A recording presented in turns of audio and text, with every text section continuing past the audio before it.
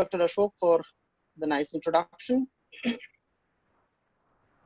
So without any further delay, I'm just going to directly to my topic. So I will discuss today under the lines of the diabetes in times of COVID-19 pandemic, challenges in diabetes care, the clinical consideration of the patients with diabetes, the guidelines for the healthcare professionals, managing type 2 diabetes in hospitals and clinics, diabetic management education in India, what are the barriers and how to solve these issues, and to give at last a summary. So to start, the International Diabetic Federation, what they say, that when the people with diabetes develop a viral infection, it can be harder to treat due to the fluctuations of this blood glucose level and possibly the presence of diabetes complications. So diabetes itself is not a single disease. It's a, the spectrum disease, which includes the different parts of the metabolic syndrome. So it is not only the diabetes, but it is usually associated with hypertension, some cardiovascular diseases. It can be clinical, it can be subclinical, it can be associated with a fatty liver, it can be associated with some neurological complications. Patient may have suffered from ischemic or hemorrhagic cerebrovascular incidences. Now, so this ultimately gives a high mortality, which was evidenced in this COVID-19 scenario. May I request the organizers to please mute everybody except the speaker? Yes, sir, I'll do that. Okay, thank you. So the hyperglycemia that increases the risk of infection due to the deranged immunity and the risk that abates with a good glycemic control. So that's also evidence-based. And it's not only the diabetes, but the other endocrine diseases like the pituitary disease, like the adrenal disorders, that also have a great impact on the immunity. And also it is well known that thymic endocrinology is also important from this part of the discipline. And it is also possible that the thymic humoral factors, which actually mediates the immunity, particularly to viruses, may play a role in protecting the children from the COVID-19. Because after 1 or 2 slides, I will show some evidence that children, particularly to 10 years of age, have a very low level of mortality. That because maybe it is explained by this thymic immunity factor.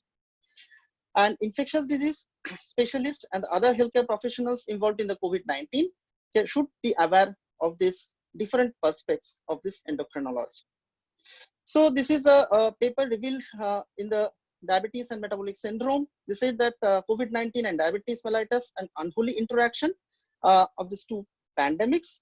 Definitely these have a interplay, because diabetes mellitus we all know has a poor innate immunity. It's a pro-inflammatory cytokine state. There is down-regulated ACE2 levels. On the other hand, the COVID-19 has a direct impact with the insulin resistance because of the cytokines, the futin A level increased. That is a increased cytokine storm because of the hyperkalemia. Some drugs we use like corticosteroids, lopinavir, ritonavir, that also have an impact to deteriorate the diabetes status and ultimately leads to the beta cell damage. So this is a schematic diagram that's showing the two-way interaction between the two pandemics that we have, the diabetes mellitus and the COVID-19. So who is the most at the risk from this coronavirus? This is a slide that shows, it is very clear that these children who are under the age of 10 years have a very low overall death rate, but that is actually increasing when the age is actually increasing over the 60 years, that's 60 to 69, 70 to 79, more than 80 years. Whereas if you just see the underlying condition, the cardiovascular disease carrying the highest propensity to have a complication apart from diabetes, chronic respiratory diseases, chronic kidney disease, cancer patient, hypertension, and these are the different comorbidities. But diabetes here per se itself carrying a high risk for these individuals of COVID-19 with a very complicated issues with a high mortality. So this is another meta-analysis of 8 studies where 46,248 COVID-19 patients showed the most prevalent comorbidity with the hypertension, diabetes, cardiovascular disease, and respiratory disease, but diabetes again have a very significant odd ratio with a confidence interval of 6 to 11, 95%. So these are the challenges in diabetes care in COVID-19 scenario. So why there's so much bad impact of this diabetes in this COVID-19 scenario? Because of the multiple factors.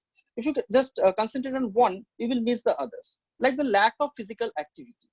because of the limited physical activity during this lockdown phase, the patients are inside home, they are not doing physical activities. So that have a great impact on the deterioration of this diabetes status. At the same time, the restriction of the food supply. So whatever they're getting, particularly the staple-based, the rice-based, wheat-based foods they're taking a lot of junky foods because most of the times the family members are together. So they're taking, it is a holiday kind of attitude. So they're taking a lot of junky foods, lot of foodstuffs that is fried and high calorie. So that ultimately leads to a poor diet in the patient and leading to the bad glycemic control. The third point is the difficult to get the medicine. It's a very difficult scenario we are facing for the last 6 or 7 months, that most of the times during the lockdown, though the medical shops are open, because of the lack of transport, the different anti-diabetic medications are not available in well enough state. So this is also another important factor. The patients are discontinuing medications by self as it is not available. So that also leads to a poor glycemic control.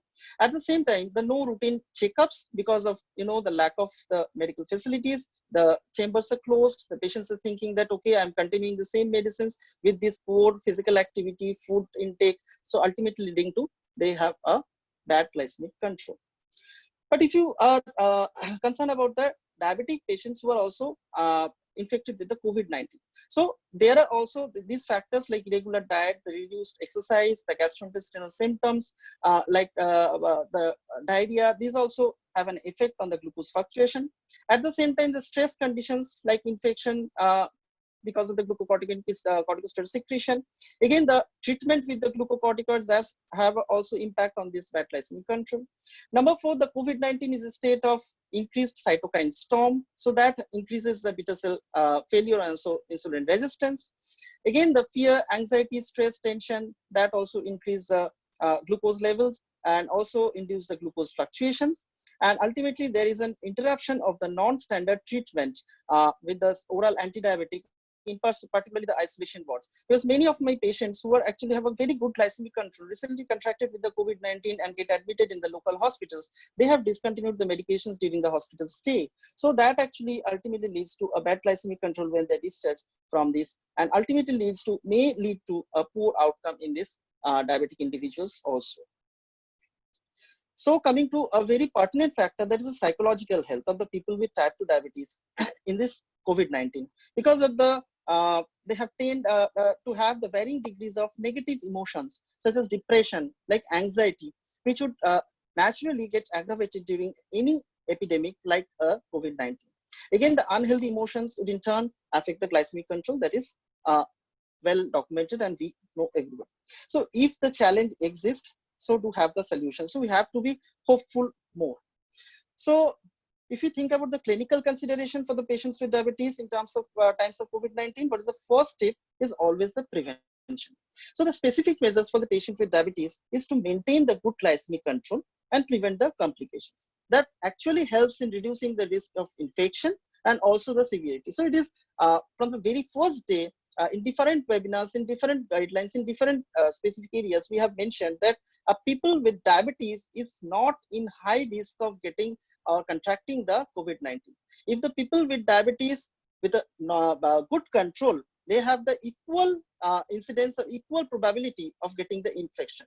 But if the patient with diabetes have a poor control of diabetes, like HbA1c of more than 9% or 10%, that time the patient have increased chance of complications or mortality. So improving glycemic control will not reduce the incidence or the chance of contracting the disease, but it will reduce definitely the complications and mortality rate. And that this will ultimately decrease the chances of superadded bacterial pneumonia as well. And more frequently, monitoring of this blood glucose level with the use of SMBG, the self-monitoring of blood glucose, is also required. Data from the other infections like the SARS, the MARS, the influenza H1 have shown the patients with poor glycemic control have increased risk of complications. Again, the emphasis on the regular intake of anti-diabetic drugs and insulin, and this is particularly important for the type 1 diabetes, because the type 1 diabetic patients actually they are insulin dependent, so they cannot stop or hold the insulin even for a single shot. So that time it is very pertinent and very difficult from the patient's perspective also, when the insulin availability was a bit problem during the first phase of this pandemic. But after that, it is nowadays being a bit cleared. initial days, there was a very difficult that time. Many of my type 1 diabetic patients call me, said insulin is not available. So that is actually very important to deliver the insulin in this type 1 diabetic patients. And we have to give the special attention to particularly this category of patients. Again, the emphasis on the care of the fit to avoid the food related complications, because the diabetic foot is a major problem when the glycemic parameters are not under control. Education about the need to the visit to the hospital urgently on emergency basis, like vomiting, the drowsiness, shortness of breath, pain, weakness of the limbs, altered sensorium. So we have to educate the patient about for the hypoglycemia, at the same time for type 1 diabetic patients for the DKA. Now coming to the most important factor that already emphasized in the introductory session, that is the diet and exercise. So if you feed well, your glycemic parameters will be well. So this is very important, that attention to the nutrition, adequate protein intake. So we are in a lockdown phase doesn't mean that we are spending the holidays here. Okay, so try to be with the diet as it was scheduled in pre-lockdown state also. So we have to curtail the carbohydrate consumption. We have to take a lot of fruits, particularly the fruits, citrus fruits, those are rich in vitamin C. That is also gives you the immunity. So we have to tell the patients that at least 1 or 2 musambis or kind of, different lemons that will actually rich in vitamin C, the patient, and that's also good for the glycemic parameters. So the diet as a part with a small frequent diet, not giving a long gap, avoiding the fast foods, avoiding the fried products, particularly oil fried products in the home. So that's actually very important, because the short meals in a short span, that will also reduce the chance of hypoglycemia. Again, the healthy balanced diet in a good amount of protein, fiber, and limitation of the saturated fats I have already discussed, and special consideration for the deficiency of the minerals and vitamins that we have to also address. Again, exercise has been shown to improve the immunity. That is very important, as the patients are not going outside. So it is very, they're very much reluctant from the point that, okay, we are not going outside. So how can I do this exercise? There are different ways of doing exercise at the home also. The patient can do the sit-ups, the patient can do push-up, the patient can do even the abdominal crunch, the patient can walk in the rooftop or in the balcony if they have, and doing a different heavy exercises, like if the patient can tolerate, like going 3 or 4 floors by the staircase in a fast way. So that will also increase the calorie consumption. At the same time, the home-based exercises like cycling, if we have the option, the treadmill, the stationary jogging, or the resistant exercise, particularly for the elderly or disabled patients, that's also gives the advantage from that point. Again, the third point is also very important. That is a timely immunization, because we all know the CDC has already published a lot of years back that all the adult patients, the vaccination is very important, and that will also reduce the chance of secondary bacterial infections and other viral infections. Now, these are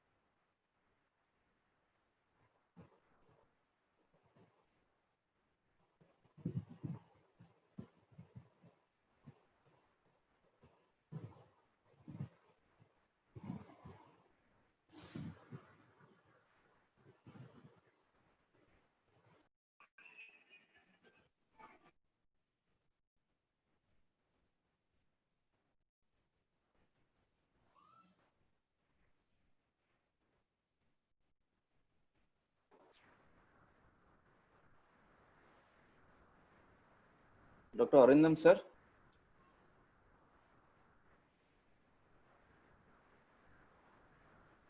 A little bit of connectivity issue. Yeah. I'm requesting all delegates to kindly be there, kindly be patient. So doctor will be joining shortly.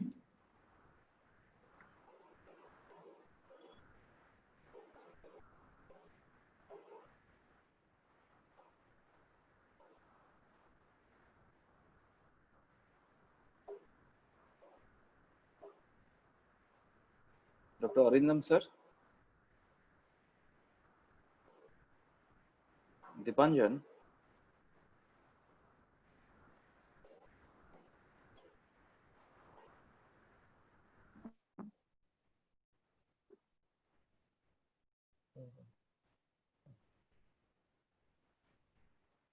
Sir, I have already talked with Dr. Roy. Okay. Okay. Uh, So, I think his, he just reconnect. yeah, his slides are stuck. I think, I believe so. yeah. If that is the case, Control Alt Delete and you can end the Sir, end I'll task join. after the PPT so that he can rerun. Control Alt Delete. Then end task may he has to choose the PPT and end the task. Hello, am Whatever it has. am I audible?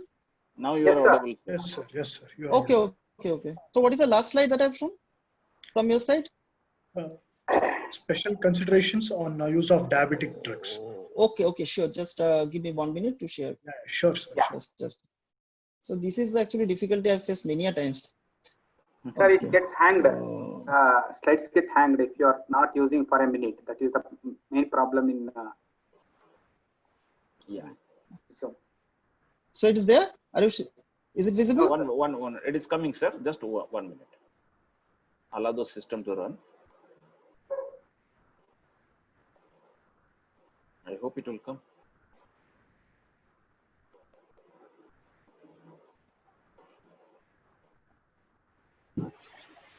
It should not be the problem.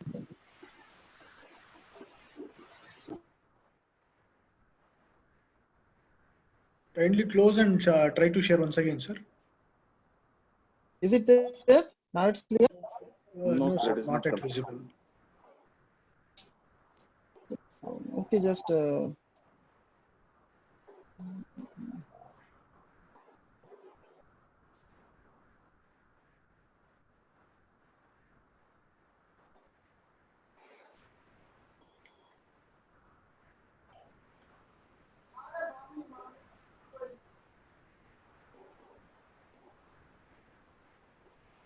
somebody is sharing the screen. Yeah, we can Is share there also. anybody? No. Is there anybody who is sharing the screen with me? Because here No. it's not. No, sir. Okay. Let I me have check made once. both. Yeah, sir. Yeah, now it's coming. Yes. Yeah. Coming? Yes, sir. Okay. Is it visible? 1 minute, sir. Yes, Yeah, now it yes. is coming, sir. It has come. Okay. So sorry for the interruption because of the internet issue, maybe because of this thing happened. So coming to the point again, that the special consideration on the use of these diabetic drugs, that there must not be any hint to use this DPP-4 inhibitor, SGLT2 inhibitor, because a better glycemic control with this molecule is always warranted. Even many of the times the patients are saying that with the AC inhibitors, if the hypertension control is well, then you should have continue this AC inhibitor ARBs. There is no solid evidence that suggests that stoppage of this AC inhibitor ARB and the chance of this contracting the COVID-19 is reduced. So this is the most important, that good glycemic control and good hypertension control, that is the most first step necessity. So again, there is no conflicting evidence again from the DPP-4 point of view that it should be discontinued. We need much more data and further analysis on the affected patients of various diabetes treatments, and this COVID-19 could allow elucidation of effects on the DPP-4 inhibitors again. Importantly, if the drugs are discontinued, the alternative treatment of choice definitely in cases for which the best option is, if feasible, is insulin. The specific measures in patients with diabetes, the medication adherence, the physicians could ensure the drug compliance through the telephonic consultations. The diabetic educator actually play a great role here. They could help the patients to procure the anti-diabetic medications via online stores, which might otherwise be difficult to obtain.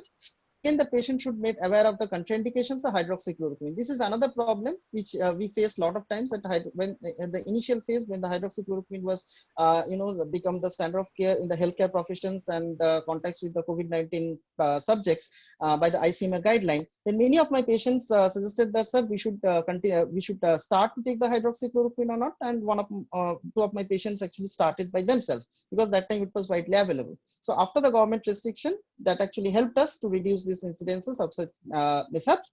But it is widely, we have to discuss to the patients that the hydroxychloroquine is not the molecule that can be the prescribed, and you can take it otherwise without any contraindication. So that is very important, because the patient who have a diabetic retinopathy, who have a history of seizure, it is not good molecule to in this category of patients. Again, coming to the point of hypoglycemia. So in the absence of the physician's advice, the hypoglycemia could recur, perpetuating the hypoglycemic unawareness. Though teleconsultation, the physician should make the patients aware of the common symptoms of hypoglycemia, especially those on the insulin and sulfonylureas, and skipping the meal should be discouraged. As I've already mentioned, the diet part, that the small frequent meals that is encouraged, and that actually help to reduce the incidences of hypoglycemia. And the anti-diabetic regimen should be promptly reconsidered following a hypoglycemic episode by online consultation. And the patient could be advised to keep the stock of glucose at home. That is very important, like Glucon-D. And if the patient feel hypoglycemic, if the patient have glucometer, then check the blood glucose level. If it's less than 70, then the patient has to take 3 teaspoons of Glucon-D. And the emphasis on the need to take a regular meal following a termination of an episode of hypoglycemia with the oral carbohydrate like breads or milk or juice. Now, the self-monitoring of blood glucose with the glucometer is very, very important, because if the patient have a glucometer, there is actually, they can, intermittently check the blood glucose level, the capillary glucose level, and that is very important, because if the patient have poor glycemic control, urgently they will have a telephonic consultation with you. Otherwise, if the patient do not have a glucometer, it is very difficult, because many of the times the laboratories are also closed in certain areas, so it is very difficult for them to do the specific tests like fasting, PPH, like that. So for the patients on insulin, for the poor glycemic control, recurrent hypoglycemia, SMBG is advised at least 4 times a day, at the fasting, before lunch, before dinner, at the bedtime. And for patients on oral hypoglycemic agents, then acceptable control, measuring the fasting and postprandial capillary blood glucose once or twice a week is quite justified. Now coming to few different bodies, what they suggest, like American Diabetic Association, IDFSE. Now this American Diabetic Association, they have updated in the COVID-19 status that people with diabetes are not more likely to get COVID-19 than the general population. I've discussed it in few slides back. The people with diabetes do face a higher chance of experiencing serious complications from COVID-19 to have a poor glycemic control. And people with diabetes are more likely to experience severe symptoms and complications when infected with the virus. If the diabetes is well managed, the risk of getting severely sick from the COVID-19 is about the same as the general population. COVID-19 is proving to be a more serious illness than seasonal flu in everyone, including the people with diabetes. The risks are similar for people with type 1 and type 2 diabetes. So this is very important that type 1 diabetic subjects are not in a deadly state than type 2 diabetes, but they have a similar kind of the risk they carry. And the manufacturers are not reporting that COVID-19 is impacting the access of insulin and other supplies, but that is different from the US and the Indian scenario. Again, coming to the International Diabetic Federation, they have also said that older people and people with pre-existing medical conditions such as diabetes, heart disease, asthma have a more vulnerable. When the people with diabetes develop a viral infection, it can be harder to treat. Firstly, because of the immune system is compromised, and second is the virus may thrive in an environment of elevated blood glucose level. Now coming to the AACE, the position statement, they have also said that the recent studies have shown that those hospitalized with severe disease, 22.2% to 26.9% reported living with diabetes, and the diabetes and high blood glucose levels are associated with increased complications, respiratory failure, and mortality in hospitalized patients with COVID-19. Because the people of diabetes may also have other comorbidities such as organ failure like heart disease or kidney disease, it is imperative they follow the specific COVID-19 precautions and prevention guideline from the CDC, WHO, and other healthcare providers. Again, what are the actions that they have suggested? They continue to take the prescribed medications, refill prescriptions and prepare for the medications and testing supplies, stay at home as much possible to reduce the risk of being exposed, wash your hands properly and maintain the hand hygiene, cover your nose and mouth with the face mask, and also you have to educate about the proper way of using face mask. Avoid touching your eyes, mouth, nose when possible. And if you present with the symptoms such as fever, cough, shortness of breath, wheezing, especially if you believe that you have been exposed to any COVID-19 patient or have been recently traveled with an area of ongoing spread, then definitely ask for the consultation. Again, coming to the Indian guidelines like RSASDI, they have also initial days, they have also suggested how to differentiate the common cold, flu and coronavirus, though it was, very much practical in the March, April time, but nowadays we are already in the stage 4. So this is this is not so much practical nowadays, because we all know that not only the patients with a fever, shortness of breath or cough, they are presenting, even we are getting asymptomatic patients or having the mild symptoms like only the body ache, only some running nose, only some sore throat. Is a kind of issues. So these are not a practical way at this moment to differentiate whether the patient have corona or not. And they have also implemented some investigations to when these investigations are present, that define the severe COVID-19, like decrease in the lymphocyte count, decrease in the albumin level or hemoglobin level, increased CRP, increased LDH, increased D-dimer. And they have especially mentioned the values in their guidelines also. Also the increase in the hepatic enzymes, the neutrophil count, calcitonin level, so increased TROP-T. So that actually gives a negative impact, or it will define the severe COVID-19. Again, the status of vaccination, they have mentioned that corona vaccine are in the early trials, so we have to wait till the results will come. And they have also mentioned that let's keep our hopes alive and our attitude positive. Remember, even with the darkest clouds, have a silver lining. Coming to the next ICMR, they have also mentioned in their guideline that how to prevent particularly the use of this hydroxychloroquine molecule in the healthcare workers and the context of the positive cases. So they have also answered a list of these frequently asked questions with an emphasis on hypertension, diabetes, and heart disease in their guidelines. Now coming to a short part of the telemedicine for diabetes care during this COVID-19 pandemic. Now, what are the guidelines for the physicians? The telemedicine could emerge as a viable and effective option for managing these patients with diabetes, especially in the lockdown period requiring restrictions of travel. And telemedicine includes a wide array of tools, and choice depends on the patient's and patient's ease of the handling these tools and available technology, because we know from a different part of the West Bengal when the patient calls to me as in follow-up. So it is very difficult to use the telemedicine, particularly for the patients from the rural areas, because most of the times they don't have a good internet connectivity, they don't have a good, the smartphones. So it is very difficult for them to actually access the telemedicine. It is not so for the, the urban, for the Kolkata-based population. What can be the other ways? So we can even definitely use the SMS service, which is very user friendly. Many of the times they are not using the WhatsApp or other platforms, so SMS can be a good service. So again, the chat based these telemedicines, short message service, the WhatsApp, Google Hangout, Facebook Messenger, the videos like Skype, Zoom in the phones, the voice over the internet protocol, the audio applications. So this can be a different modes of the communication for the patient. So diabetes that requires a frequent visit to the physician for the lifestyle advice, the adjustment of treatment, for the telemedicine that will help the patients to get in touch with the physician.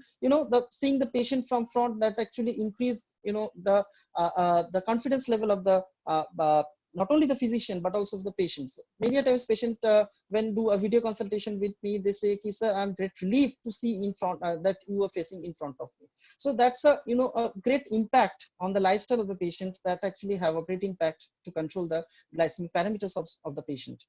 And physicians can interact with the patient, gather the history, they can analyze their self-monitored blood glucose levels and self-monitored blood pressure levels, and give the advice through this telemedicine. But definitely definitely this Ritesh Gupta and Anita Ghosh and Anup Mishra, they have this made the telemedicine guideline in diabetes care. They have actually also mentioned the special situations that requires the face-to-face consultation or the hospitalization. The situations like gestational diabetes mellitus. So this is the first consult of the patient may require initiation of the insulin along with the detailed diabetes education, lifestyle advice. The follow-up cases most of the times require minor dose adjustment and could be managed through the telemedicine. But the patients like new type 1 diabetic patient, the first consult of the patient will require the visit to face-to-face consult, and we have to initiate. So insulin initiation, most of the times we prefer face-to-face, not over the telemedicine. And the patients with the foot infection or major foot lesions, a gangrene, that has to be made through the hospital or in the clinic-based practice. Other emergency situations like hypoglycemia, the gastroenteritis, the diabetic ketoacidosis, particularly for type 1 diabetic patients. So that has to be hospitalized. That cannot be made, managed through the teleconsultation. And patients with diarrhea with any other acute deterioration or the fungal, the organ dysfunction, the patient have, the urinary tract infection with the acute kidney injury or kind of, acute myocardial infarction. So definitely these are the situations where telemedicine will not help. So, the last few slides on the how to protect the healthcare professions from in this COVID-19 situation. It is actually this CDC that actually give the recommended guidelines that to ensure the minimal risk of infection when treating the patients with COVID-19, the CDC recommends the use of, the personal protective equipment, including a gown, gloves, and either N95 respirator, plus or minus the face shields or goggles with a powered air purifying respirator. So that is actually the recommendation from the CDC. But it's very pertinent to say that at this moment, if you do a private practice, if you see the patients in a chamber, so that time few suggestions for the patients also, that always use a face mask, use the hand sanitizer, and least time to stay in the chamber. So as fast as possible to see the patients. And the triage is very important. So which patient you have to see, I already mentioned the patients with a good glycemic control just need a regular checkup, do it through telemedicine. If the patient have a bad glycemic control, needs your intervention, need insulin initiation, then that time you can call the patient to your chamber. Otherwise, these patients are not required. So avoiding the patient to see in front in your chamber. So that is actually a very important message. I think that will be from this seminar. The otherwise thing is the patient must not carry any other 2 or 3 persons with them. So at least one family member, if at all needed, that can be allowed. And the least time, and also patient has to stay, the least time in the chamber, and also the scheduled timing. That is also very important. That at least 3 patients in an hour. So actually, and it will time specific. So that is actually also very important from this particular in this particular time. So also we have to provide some tissue papers, also promoting the cough etiquette and providing the hand hygiene, surface decontamination. These are also very, very important.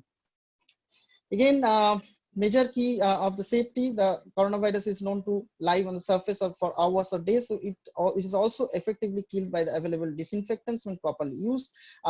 In the focus on the meticulous hand hygiene, and also it is sensible for the cleaners and workers to increase the frequency of cleaning and commonly touched surfaces. So what are the barriers in diabetes management in India in this COVID-19 situation and how to manage? First is the attitude barrier. So many of the individuals lack the confidence of the importance of this home-based care in the diabetes management, because many of them are saying, okay, sir, I have good glycemic control, but I want to see you because I want to go to your chamber because I don't like this telemedicine. You can't force them, but you can actually educate them that coming to the chamber is not so safe. So telemedicine will be a better option for them. Again, the counseling individual approach depending on patient's need. Now the second is a communication barrier, because internet facility, call facility, many of the times they don't have, particularly for the rural population. So actually there is a big barrier for this kind of patients in this situation. But otherwise for the urban patients, for the good Kolkata based patients, a good reference book, educational videos, other scientific informations to be provided. Cultural barrier, culture plays a huge part in the diet, so that we have to manage, and the meal plans must be individualized to meet the total goal to maintain the glycemic control. Coming to the socioeconomic barrier, the poor access to the patient-centered care, the internet, the lack of affordability that I've already mentioned. The government can help us in finding a way to provide them with the free high-quality generic drugs and educational pamphlets from the local hospitals or the primary healthcare centers. The legal barrier. Now, the physicians always have the skeptical about the use of this telemedicine in their practice, owing to lack of definite, legislation in India. But nowadays, the recent government guidelines issued by the Ministry of Health and Family Welfare on teleconsultation have enabled these physicians to facilitate the self-management via the teleconsultation after overcoming this barrier. So to summarize my today's talk, the diabetes is definitely associated with an increased incidence and severity of the COVID-19. It is important to control the blood glucose level in patients who are infected with COVID-19. Treating the diabetes at present with restrictions on the movement is challenging. However, the innovations like telemedicine and after the government's clearance, it can be very much useful, and also a team-based diabetes management, education, and support system comprising of general physicians, endocrinologists, diabetes educators, nutritionists, ophthalmologists, the pediatrics and the psychiatrists, particularly to handle the stress situations, have a pivotal role to play the diabetes care amid in the ongoing COVID-19 pandemic. And a close coordination between the patients and physicians is required to meet the desired success. So this is the preparation. So preparation is the key for all of us, and be ready to fight with the COVID-19, be smart, be informed, be prepared, and be safe. Thank you. Thank you, sir. Thank you for giving such a mind-opening presentation. You really helped us in understanding and all the doctors regarding this handling COVID-19. Thank you so much, sir. So we do have an eminent speaker for the day, second speaker for the day. It is none other than Dr.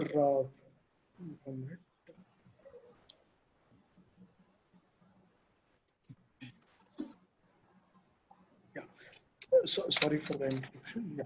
So we topic for second topic for the day is management of thyroid-associated orbitopathy. So thyroid-associated orbitopathy is typically a self-limiting autoimmune process associated with dysthyroid states. And TAO is the most common disease affecting the orbit. And TAO results from the linked conspiracy of autoreactivity and tissue modeling. And restoration and maintenance of the euthyroid state is essential for all the patients with TAO.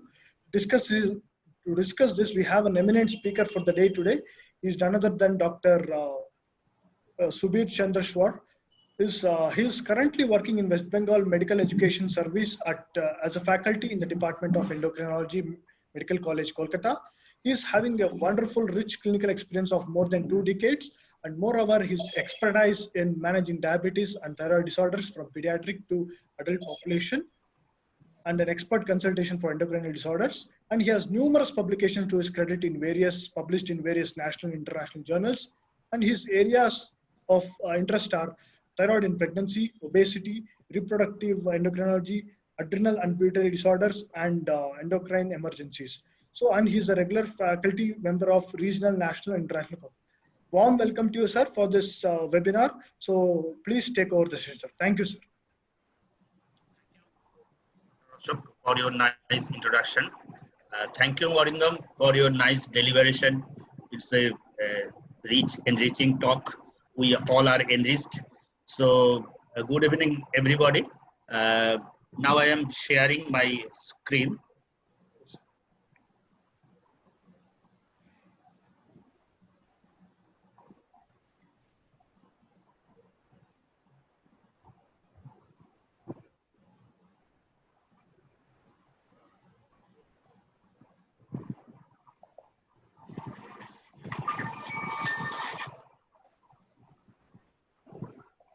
Today's topic is management of GAPS orbitopathy or thyroid-associated orbitopathy. It is also known as thyroid eye disease. GAPS hyperthyroidism is present in about 90% of GAPS orbitopathy patients, whereas 5 to 10% of GAPS orbitopathy patients are euthyroid or hypothyroid. It is an immunomediated inflammatory disorder that produces expansion of the extraocular muscles and fat in the orbit due to edema and deposition of glycosaminoglycan and collagen. So clinically evident ophthalmopathy occurs in about 10 to 25% of patients with Graves' disease if lead signs are excluded as a diagnostic feature. But the prevalence is around 30 to 40% if lead signs are included. And if we do CT, then we can find the CT changes in 70% of Graves' disease patients. And MRI reveals extraocular muscle enlargement in 71% of patients. So fewer than 5% of Graves' disease have severe ophthalmopathy. The age-adjusted incidence of Graves' ophthalmopathy in the population was found to be 16 cases per 1 lakh population per year for women and 2.9 for men. So Graves' disease is much more common in female compared to women. But the female to male ratio in ophthalmopathy patients has ranged from 1.8:1 to 2.8:1, which is considerably lower than the ratio of 8:1, which is generally seen in Graves' disease patients. Age distribution is bimodal. In women, the age range is mostly seen is between 40 to 44 years and another between 60 to 64 years. And in men, it is between 45 to 49 years and again from 65 to 69 years. What are the predisposing factors? Genetic factors postulated. Some genes are HLA, CTLA4, TCR beta chain, Ig heavy chain, but there are not much evidence to suggest that the association between these susceptibility loci and the development of ophthalmopathy. And also in a study of families of 114 consecutive patients with Graves' ophthalmopathy, there was no major role of familial factors in the development of severe ophthalmopathy. Smoking. Smoking is quite associated with thyroid associated orbitopathy. Possible causes are orbital hypoxia, orbital fibroblast proliferation due to action of free radicals in tobacco smoke. Smokers have lower level of interleukin-1 receptor antagonist than to non-smokers. Enhance negative effects of interleukin-1 on orbital inflammatory process. Smokers had aggravation of ophthalmopathy after either radioiodine treatment or during antithyroid drug therapy. And it adversely influenced the course of eye disease during treatment with corticosteroids and orbital radiotherapy.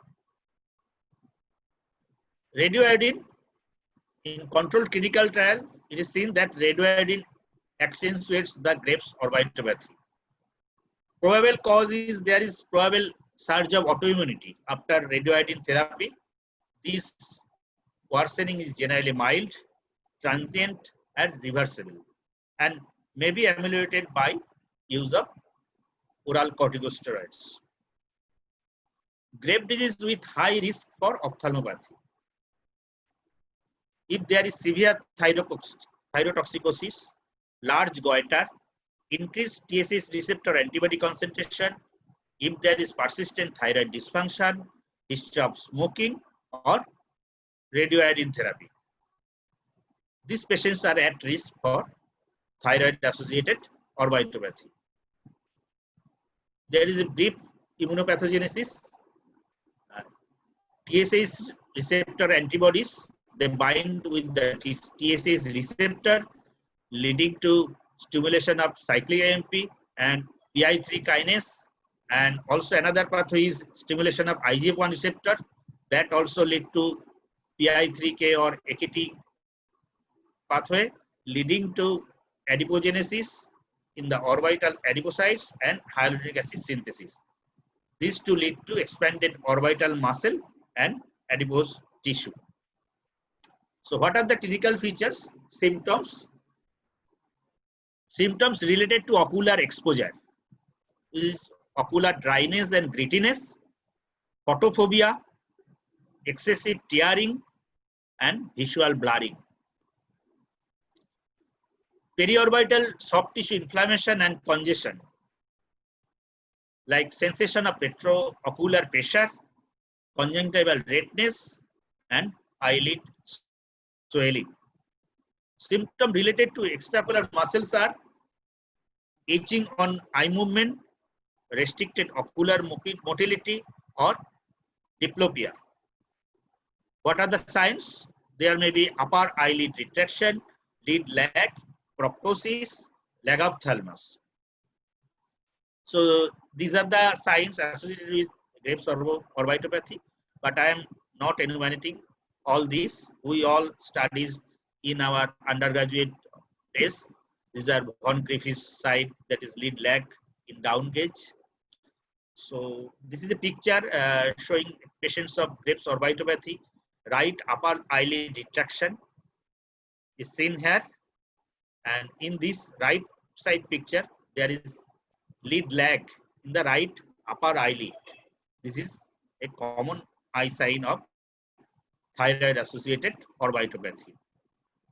This is the lag of thalamus, and inability to close the eyelids completely often causes exposure keratitis, that is dryness of cornea and conjunctiva. So clinical assessments of the patients of Graves' orbitopathy, mostly we assess as per severity, and another assessment is activity. The severity measures, we use the mnemonics no specs. So no signs of symptom, N no signs of symptom, O only signs but no symptom. That is widening of lid aperture. We can measure it ruler in the midlight in millimeter. Soft tissue involvement, eyelid and conjunctival swelling and redness. Inspection or color picture. Proptosis is exophthalmos. We can measure with the Hertel extrapolometer in millimeter. Extraocular muscle involvement, that is eye muscle motility or diplopia. Corneal involvement may lead to keratitis or ulcer, or sight loss due to optic duct involvement, leading to dysthyroid optic neuropathy or DON. We can assess visual acuity, color vision, visual field, or optic disc. And activity measure, we use the clinical activity score. This is CAS score. Pain. Pain may be on spontaneous retrobulbar pain, or pain on up gaze, side gaze, or down gaze. So one for each. Redness. Redness of eyelid, redness of conjunctiva, swelling, swelling of eyelid, swelling of caruncle or plica, and chemosis. So maximum CAS score is 7. And in follow-up, we can add 3 other score that is also not very much used in practically. They are increase in proptosis greater than 2 millimeter in 1 to 3 months, or decrease in greater than 8 degree eye muscle motility in any direction, or decrease in visual acuity. But mostly for practical purpose, we evaluate CAS as a score of 7. Guidelines recommend to assess the severity and activity of disease in every patient. The Graves' orbitopathy severity is assessed using the mnemonics no specs. 3 degrees of severity are distinguished: mild Graves' orbitopathy, moderate, and severe. Mild Graves' orbitopathy characterized by lid retraction less than 2 millimeter, mild soft tissue involvement, proptosis less than 3 millimeter above upper limit of normal, absence or intermittent diplopia, absent corneal exposure or normal optic nerve status. Moderate to severe, there is lid retraction more than 2 millimeter, proptosis greater than 3 millimeter above upper normal limit, moderate to severe soft tissue involvement, inconstant or constant diplopia, and there may be mild punctate keratopathy and normal optic nerve status, and very severe side-threatening Graves' orbitopathy. There may be corneal breakdown or dysthyroid optic neuropathy due to compression of optic nerve by enlarged extraocular muscles at the orbital apex. More frequent in males, elderly, and diabetic patients. Symptoms: color desaturation, central visual blurring, signs, relative apparent pupillary defect, optic disc edema, and it is potentially reversible with appropriate treatment. So upper normal limit of proptosis are 16 to 17 millimeter in Asians, female and male values respectively, whereas in African America it is 23 and 24, in whites it 19 and 21 millimeter. Disease activity is best assessed by the clinical activity score based on classical signs of inflammations of Graves' orbitopathy is likely to be inactive at CAS value below 3, and it is active when CAS value is 3 or greater. So besides assay of TSH and FT4 to determine the thyroid function, assay of thyroid peroxidase antibody and TSH receptor antibody are useful to assess whether thyroid autoimmunity is present or not, especially relevant in euthyroid and hypothyroid cases. Knowledge of the level of TSH receptor antibody would anyway be useful in view of their direct relationship with disease activity and severity and their prognostic value for the course of Graves' orbitopathy. Orbital imaging, this is performed by CT or MRI, and it is not always necessary to do CT or MRI. We can clinically assess most of the time, but it is indicated in patients with suspected DON to look for apical crowding of enlarged muscles, or in euthyroid or hypothyroid Graves' orbitopathy, and in unilateral Graves' orbitopathy to exclude alternative diagnoses. Orbital CT scanning is indicated before surgical orbital decompression to have a close look at the bony orbit. The axial and coronal CT scan of patients with Graves' orbitopathy demonstrating generalized enlargement of all extraocular muscles, and there is expansion of the orbital fat and marked proptosis. Graves' orbitopathy activity might be assessed by MRI provided sophisticated program are installed measuring T2-weighted relaxation time and or short tau inversion recovery sequence. The most frequent disease mimicking Graves' orbitopathy are orbital myositis, caroticocavernous fistula, non-Hodgkin lymphoma, orbital meningioma, and IG4 related orbital diseases. So what will be our plan of management? The natural history of Graves' disease is reflected by a curve. This is the activity curve, this blue dotted line showing the activity, and this is the red line is severity. So intervention with the immunosuppressive agent, if we do at the peak of activity, so it can change the natural course of the disease. So we cut down the severity, and if the immunosuppressive treatment started later in the course of the disease, when the disease is in the inactive stage, it does not provide any benefit. So thyrotoxic management, what are the options?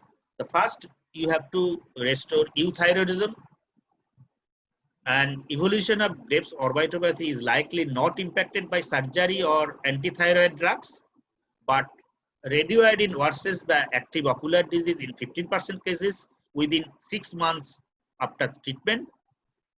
To reduce this risk, we can prescribe short course corticosteroid or early replacement therapy with thyroxine to prevent hypothyroidism. Any patient undergoing radioiodine therapy for hyperthyroidism should be referred for an ocular screen to help decide on prophylactic corticosteroid therapy. Treatment of hyperthyroidism due to Graves' disease in the presence of Graves' orbitopathy is the European Thyroid Association guideline 2018. So in moderate to severe and active disease, only ATD is recommended, radioiodine and surgery not recommended. And radioiodine and surgery not recommended even in sight-threatening Graves' orbitopathy. But in mild and inactive cases, we can choose any one of the three, that is ATD, radioiodine or thyroid surgery. But in radioiodine therapy, we can provide in selected cases corticosteroid prophylaxis. And mild and active cases, we can treat with ATD and also with selenium supplementation for 6 months.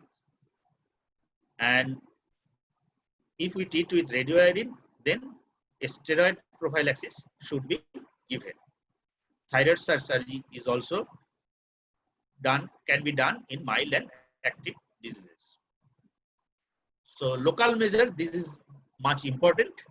So we have to educate the patient regarding cessation of smoking, repeated application of non-preserved artificial tears with osmoprotective properties, application of gel or ointment at night time, wearing wide frame dark glasses, and sleeping semi-recumbent with head end slightly elevated.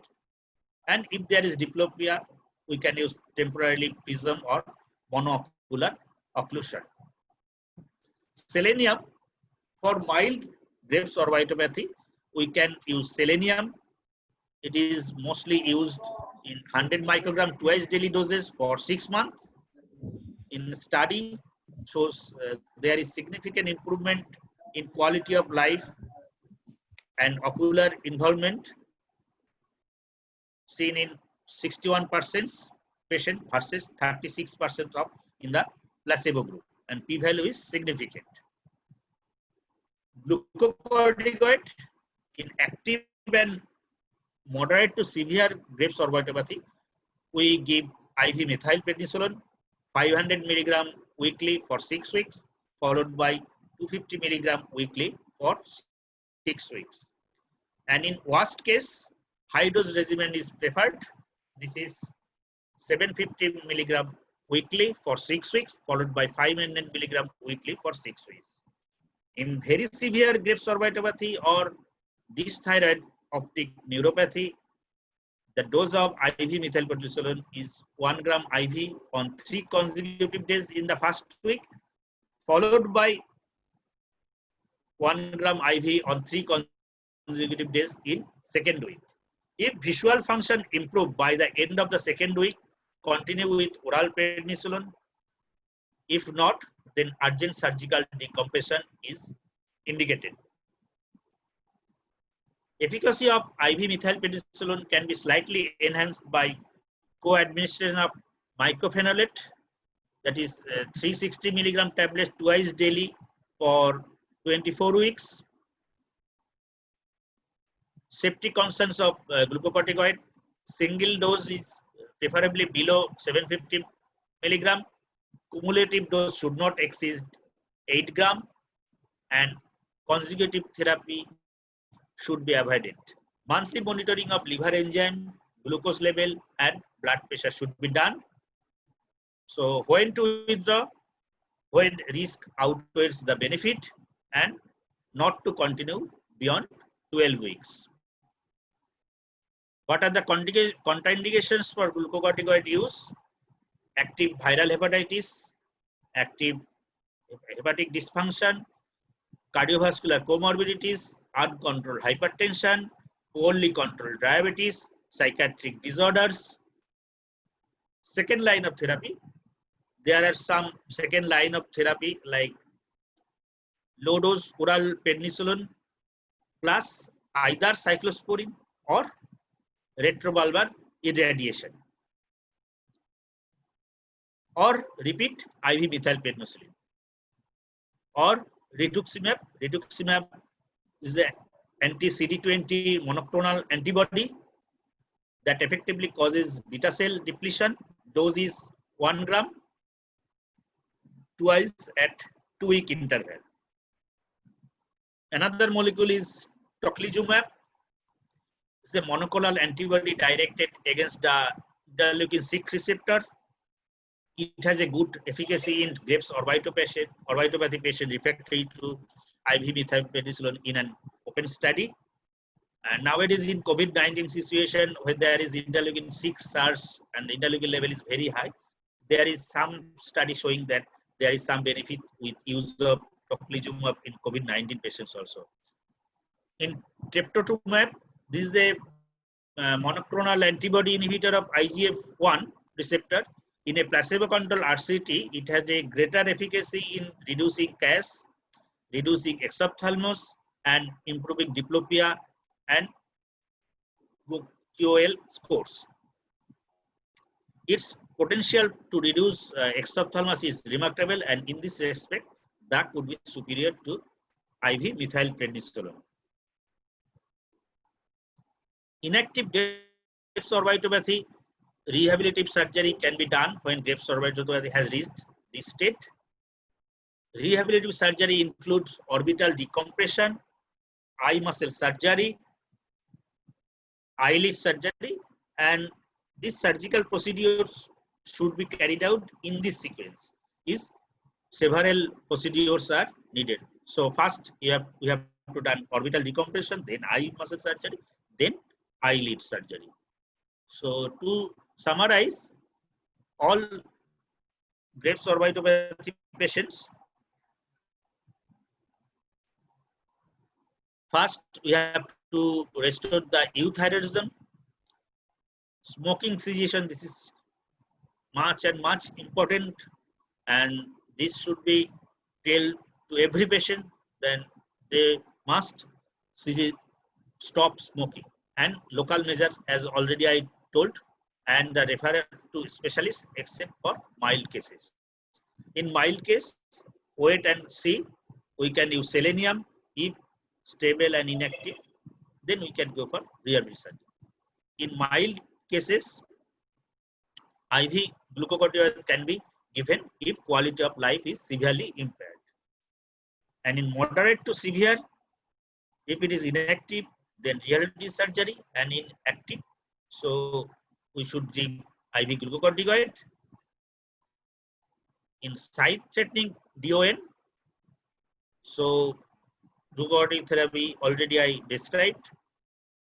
If there is poor response in 2 weeks, so there should be prompt decompression. Still active, we can give IV glucocorticoid, and then if inactive, so we should go for rehabilitative surgery.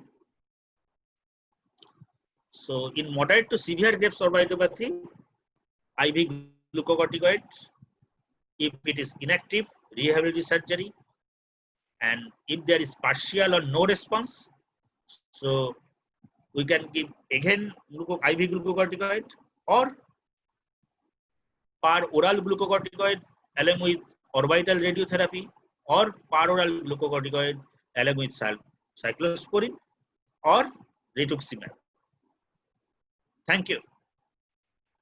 Thank you very much for your patience hearing.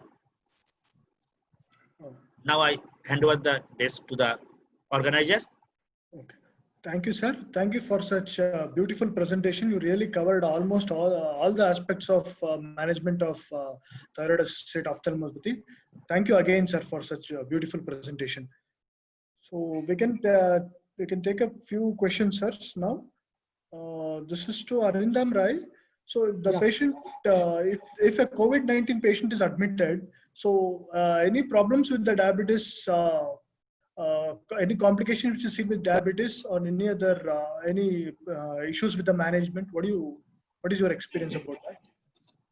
Yeah, actually, I'm working in at present, being an endocrinologist also, I'm working in a COVID hospital, fully COVID hospital, Sagar Datta Medical College. So actually that gives me a lot of experience in treating this diabetes in this COVID-19 patients. I have seen many of the patients with COVID-19 who are actually, initially we have admitted also the mild cases, moderate cases and severe cases. But now our restriction of admission only to moderate and severe because of scarcity of bed. So in mild cases, I have seen the diabetes control is not a major issue. Okay, if the patient have a good glycemic control and continuing the same oral medications, keeping in mind the fasting and PP sugar under control, and target of the sugar level in the CBG is around 100 to 180. Okay, so that time the control of this COVID-19 and avoiding the complications is not a major issue. But in patients with the the moderate to severe patients, where the EWS score, that is the early warning score, is more than 6 to close to that of the 10 or 12. So in that situation, the diabetes control is much difficult, because in moderate to severe cases, we have to give steroid, that is a dexamethasone injection. So that actually gives poor control of diabetes, and that is acute poor control of diabetes. So when a patient is transferring from mild to moderate or moderate to severe, we are adding this steroid. So that time the insulin initiation is the best treatment strategy. Okay, so in the mild cases, definitely the oral antidiabetics has its own role, but in moderate to severe cases, the insulin is the best regimen, because in other times also, in moderate to severe, when the patient have a hypoxia, so that time also the metformin usually are better to avoid. Okay, so DPP-4 inhibitors is a good choice, not a problem at all, which was a concern raised few months back, but nowadays we are recommending DPP-4 inhibitors that doesn't have any problem. SGLT2 inhibitors, again, there is no problem unless the patient have hypotension or associated urinary infection or genital mycot infection. So insulin is the best therapy in this situation to tackle the acute hyperglycemic situations, but otherwise oral antidiabetics except the metformin can be given. Thank you, sir. So if a Hello. patient with hello. Yeah, if patients with COVID-19 after discharge is on insulin, now you are want to discharge the patients. So what antidiabetic would you prefer, sir? Yeah, that is also very pertinent, because at the time of discharge, we are discontinuing the steroid therapy. Okay, so that will make the patient more prone to hypoglycemia. So that we have to take it in account also. What is the situation is that that depends on the HbA1c. So during the hospital stay, we are trying to do one HbA1c. If the HbA1c is more than 8.5 or 9, definitely one insulin, at least a basal insulin, will be recommended along with some oral antidiabetic agents. But if the HbA1c in a good shape, close to 7 or 7.5, that time I think only the oral hypoglycemic agents will be a better option. Trying or to keep the patient in a good glycemic status along with avoiding hypoglycemia is the major concern.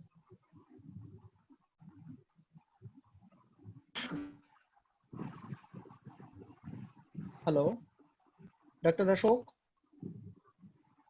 Hello. Are you there? Hello. Yeah. Hello. Can I hear hello? Do you have a question, please? Actually, thank you very much for your wonderful presentation. Actually, I'd like to comment only on point that we should use hydroxychloroquine in case of diabetes patient very cautiously, because it will decreases the glucose level, as well as there may be some electrolyte imbalance also.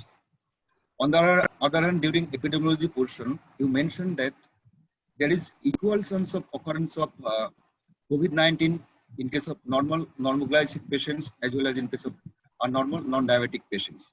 But I think in Indian context, or as well as in West Bengal, there is no such data, because COVID is a new disease. There is lots of data should have been taken to prove that not only that, the getting of infection is basically depends on several factors like social, economic, cultural, standard of living, environment, the exposure of the doses, as well as individual immunity, etc., etc.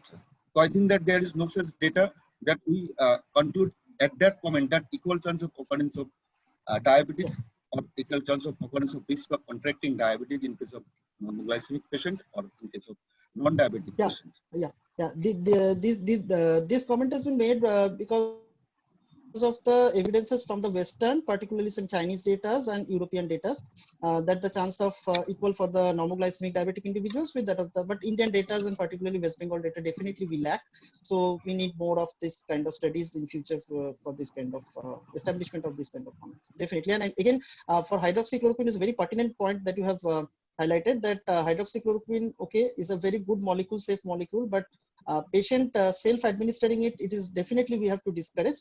And from our point of view also, when we are giving the hydroxychloroquine, at least ECG that shows a QT, that is QTC that we say, Yes, that yes. of more than 500 we have to avoid, more than 450 at least we have to be cautious enough, and less than 450 we can justify it without any diabetic retinopathy or seizure disorders. Again, one thing that hydroxychloroquine is a molecule that have a very important drug-to-drug interaction with several molecules that we use also in diabetic individuals, okay, like some atypical antipsychotics and antidepressants, okay, like amitriptyline, there is very common co-prescription for diabetic neuropathy. Again, the antifungal agents, okay, because of the intertrigo we used to prescribe in diabetic individuals. So these are the molecules that have a great impact on this hydroxychloroquine and these molecules with this for this drug-to-drug interaction.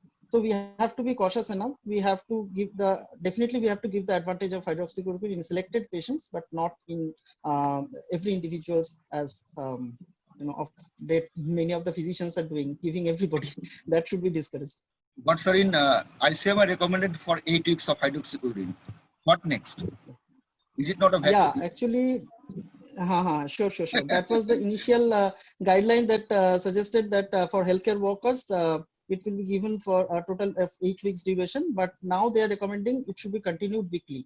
For all the healthcare professionals, the hydroxychloroquine should be continued 400 milligram weekly until the next their suggestion. So I'm also taking the hydroxychloroquine, and we are continuing, and hope that all the attendees will continue also, because we know that. Even we are contracting the COVID-19, because many of our healthcare workers of our hospital contracting the COVID-19, but the severity is very, very less, those who are actually taking this hydroxychloroquine. So hydroxychloroquine will not prevent you from contracting the COVID-19, okay, but it will reduce the complications. It will reduce you from transfer from mild to moderate to severe. So it will restrict you in the mild category. Only the upper respiratory symptoms like cough, mild fever, so that the COVID-19 will end in this situation. So hydroxychloroquine is a molecule that we can use definitely, that have a very good impact on healthcare individuals to reduce the severity of the disease, to avoid the complications. Sir, how will you sterilize your gloves? How will you sterilize your gloves, or putting a single gloves for a single patient? Yeah, actually, this is a very pertinent question, that there should be that single gloves should be used for single patients, but actually we are using the same surface disinfectants or sterilizers for, so after seeing one patient, we are sterilizing the gloves in a proper way, that 20 seconds as we are contracting for the skin, there is a 20-second time. So that can be done. Otherwise, it's better always to use the single glove for single patient. Thank you very much. Thank you so much, sir. Thank you. Sorry for apologies, connectivity issues. I couldn't. That we are habituated with it, because we are doing so much webinars and taking problems of these connectivity issues. So that's not a problem. Thank you, sir. Thank you, sir. Sir, the one query to Dr. Subir Chandrashwar. Sir, any newer options in management of TAO, sir? Hello. Hello, sir. Can you hear me, sir? Question is to Dr. Subir Shore. Yeah. Yes, sir. Subir, sir. Any newer What is the options question? sir, any newer options in the treatment of TAO, sir? First we have to ensure the euthyroidism, and then along with the local measures already I have told, along with urge to patient not to smoke, and that treatment, I think the question is regarding anti-thyroid treatment. And the anti-thyroid treatment, we can choose anti-thyroid drugs, surgery, and radioiodine. But radioiodine has chance of aggravating the Graves-associated orbitopathy. So mostly we, in severe cases or where there is activity is more, the anti-thyroid drug is preferred for management of hyperthyroidism. And in mild cases, we can, mild but active case, we can choose selenium, and mild or moderate activity, we can choose surgery or anti-thyroid drugs. But if we consider radioiodine, then we have to think of prophylactic corticosteroid. And the therapy of choice first, in if there is, depending upon the activity, if the CAS score is 3 or more, so we have to institute immunosuppressive therapy. So I already told how the glucocorticoid doses, how is to be given. Yeah, can I, with the permission of Shubidha, can I add something? Yeah, definitely. Okay, but so after this, methylprednisolone definitely the first choice in any of this severe or moderate to severe TAO. But we have a good experience on the use of rituximab. Okay, so the cases those are resistant to methylprednisolone or this IV glucocorticoid, so use rituximab in the schedule of 1 gram in 2 weeks apart, and very good result with this rituximab therapy. I don't have any particular the exposure with this tocilizumab or the newer molecule, the teprotumumab. But rituximab is a very pertinent and very good molecule for the treatment of this therapy. So few guidelines are also coming as rituximab is the first line therapy instead of this IV glucocorticoid. So though it is a very costly molecule, but in most of the government hospitals, thanks to the government, that it's been supplied for the patients in a free of cost. So definitely we can think of this rituximab therapy is a very good result in this moderate to severe TAO. Oh, thank you, sir. I also have similar experience with rituximab, and in our medical college endocrinology department, we have used it in some patients, and the results, those are on glucocorticoid therapy, but there is a recurrence and relapse. So in this case, we get some success in rituximab also. Thank you, sir. Thank you so much. So it was really wonderful, sir. I think you answered all the questions.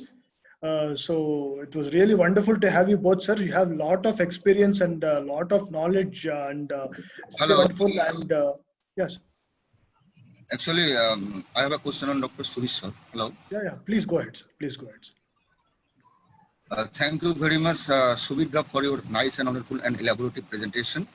I am Dr. Devbrata Mollik, an ex-roommate of you. I am very much happy to see you, but I have only seen the name. Some numerical name is there, but there is no mention of Dr. Devbrata Mollik. So I am very glad to meet you. Nice to see you. Nice to see you after a long gap. My question is that regarding your presentation regarding a portion of epidemiology, actually I think that all the data are taken from an English journal, that is N.ENG, and all the data is from 1998 to 2005. Actually, I think all the data are generalizable to in our Indian context. Actually, I'm not sure. But in Indian context also, hyperthyroidism is common in female. But yes, in Graves' orbitopathy, we see more and more female patients are suffering from. So yes, the ratio in case of male is quite more than the hyperthyroidism. So hyperthyroidism is seen more female, but Graves' orbitopathy mostly we found in male. The ratio is quite in favor of male. Actually. Maybe because of the increased smoking in case of males. So that can be one of the cause of the increased. And increased exposure to environment. And the distribution, like a bimodal distribution, is it also the same? more or less, this is in Indian context, it is, we can see little bit earlier age also.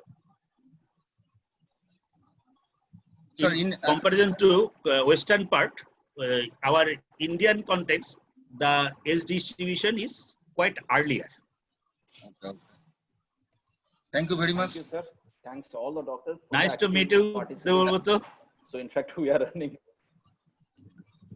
Thank you, So, everyone, with, sir. Thank you so much. to see all the doctors. And thanks, thank you, Micro, for giving us the opportunity and giving Yeah. us such a good platform for this kind of issues. So it will be So nice I to will meet now you again. request Dipanjan to give the photo. Yeah, yes, sir. Dipanjan, Sir, over to you. Sir, first of all, I would like to thank to our two eminent speakers, Dr. Arindam Roy and Dr. Shubhit Chandra for their excellent talk related to current clinical practice. And I also like to thanks to all the delegate who has participated and actively participate to our program, and along with our HO, Mr. Gokul, and our senior Mr. Santosh Sarangi, and my all the Kolkata team member. And Dr. Ashok also. Yeah, Dr. Ashok, who has given all his time to moderate the program. So thanks Thank you. everyone. Thank you. Thanks Thanks Dipanjan to- and the team. Okay, sir. Good night to everybody. Good night. Good night. Good night. Good night, Shubinda. Good night. Good night, Thank you. everybody. Thank you. Thank you, sir. Yeah. Thank you. Thank you. Thank you, sir. Wonderfully, we had Good such night. a